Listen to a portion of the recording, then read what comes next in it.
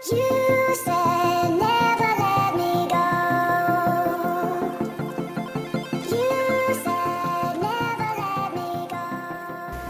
Hello guys, it's me Sasa. Hello guys, welcome to my YouTube channel.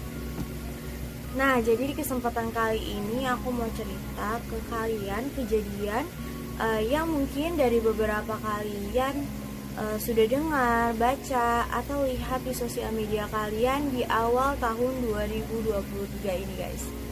Yes, of course, sesuai dengan thumbnail yang kalian lihat, aku mau bahas beberapa fenomena yang terjadi di konser Blackpink pada tanggal 11 sampai dengan 12 Maret lalu.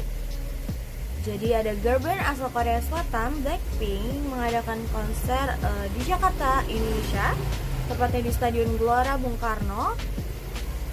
Jadi konser Blackpink di Jakarta kemarin itu bertajukan tema Born Pink, sukses membuat para Blink alias penggemar Blackpink terpana dengan penampilan Jisoo, Jennie, Lisa, Rose.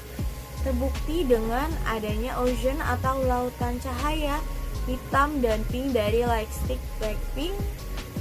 Nah, jadi ada hal menarik di balik keberhasilan itu semua yang kini menjadi perbincangan hangat di tanah air, baik positif maupun negatif.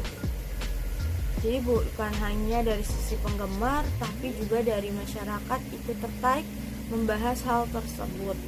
Nah, hal menarik yang pertama ialah konser Blackpink berhasil menurunkan 1.000 personel lebih untuk melakukan keamanan yang terdiri dari 30 personel TNI, 932 personel Polda dan Polres, serta 60 personel Pemda seperti yang sudah dijelaskan oleh Kabid Humas Polda Metro Jaya Kombes Truno Yudo. Dan kemudian ada hal menarik lainnya, ya jadi bukan hanya ada Blink dari kalangan masyarakat biasa aja yang ikut antusiasme menonton konser Blackpink, tapi juga ada para artis tanah air yang ikut serta menonton juga. Jadi sekali mendayung melihat Blackpink dapat artis-artis Indonesia guys.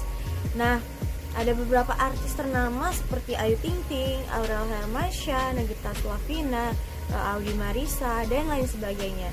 Tapi meskipun begitu, hal tersebut juga menjadi perbincangan karena adanya mengenai FOMO atau ikut-ikutan para artis yang bukan Blink guys.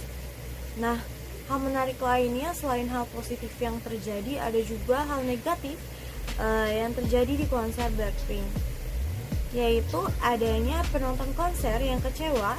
Nah, hal tersebut diceritakan terjadi karena ada beberapa faktor, yaitu pihak promotor yang lalai tidak menyediakan kursi sesuai dengan tiket yang dijual. Kemudian karena kurangnya komunikasi antara penjual dengan pembeli, jadi ada miscommunication antara IMEI Indonesia dengan pembeli guys. Nah, terus tidak adanya tanggung jawab atau itikat yang baik dari pihak promotor. Ada beberapa kursi yang terhalang pagar besi atau kaca penghalang, sehingga penonton merasa dirugikan mengeluarkan uang banyak tapi tidak dapat menyaksikan konser secara luasa. Kemudian sistem tiketing yang dianggap tidak jelas. Jadi ada untuk menukar tiket fisik itu banyak para penonton baru tidak dapat atau tidak mengerti apa yang dimaksud atau bagaimana cara sistem tiketing. Nah, kemudian ada kasus viral lainnya, ialah adanya penipuan calo tiket konser Blackpink yang dilakukan oleh akun @mbakjustip_. Nah, hal tersebut menyebabkan kerugian mencapai hingga 170 juta.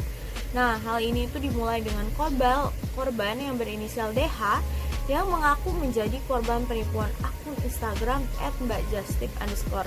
Nah, Mas DH ini dirugikan senilai 12 juta dengan modus penjualan tiket Blackpink. Kemudian ternyata setelah ditelusuri oleh Polda Metro Jaya, ternyata ada beberapa korban lain sehingga kerugiannya mencapai sampai dengan 172 juta. Nah, ditulis oleh Detik News, ada juga korban yang berinisial N, warga Jakarta yang hendak menonton konser ia tertipu hingga 6,5 juta. Nah, jadi modusnya itu penjualnya ingin COD tiket, tapi katanya harus transfer dulu. Nah, si Mbak N ini percaya guys, dan jadinya setelah tiketnya diterima, uang sudah dibawa penjual, di scan ternyata tiketnya palsu. Nah, kasus tersebut kita dapat melihat bahwa ternyata banyak orang jahat yang memanfaatkan situasi orang-orang polos yang pertama kali menonton konser. Nah, dalam hal ini polisi terus berusaha untuk mengusut penipuan konser Blackpink agar korban dapat, ya semoga dapat kembali menerima uangnya gitu. Mengenai adanya tiket konser palsu dan penipuan. Jadi Kabid Humas Polda Metro Jaya juga mengatakan atau menghimbau untuk para korban segera membuat laporan agar penyidik dapat lebih lanjut mengusut kasus penipuan tersebut. Nah, tak lama setelah konser Blackpink selesai nih, muncul masalah baru, yaitu adanya atau rusaknya rumput GBK.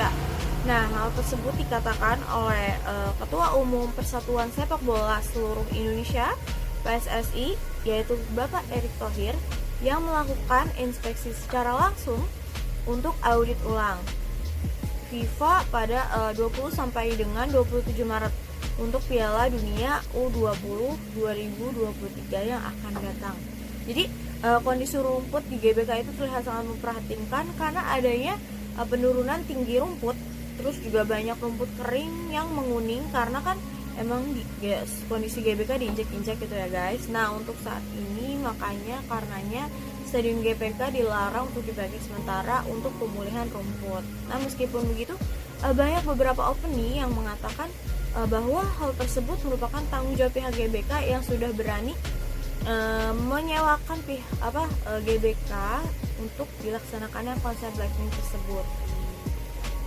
Selain itu, banyak opini juga yang berkata bahwa tidak mungkin tidak ada biaya perawatan atau perjanjian terkait hal tersebut yang dikeluarkan penyelenggara konser kepada pihak GBK guys. Jadi gak mungkin gak ada perjanjian uang sewa, uang perusakan dan sebagainya. Jadi tapi meskipun begitu guys, meski ramai menuai kritik dan terjadi banyak hal dalam konser Blackpink kali ini, konser Blackpink saat ini terbilang cukup sukses karena dihadiri sekitar 70.000 penonton. Oke guys, segitu aja cerita kali ini. Semoga kalian suka. Terima kasih.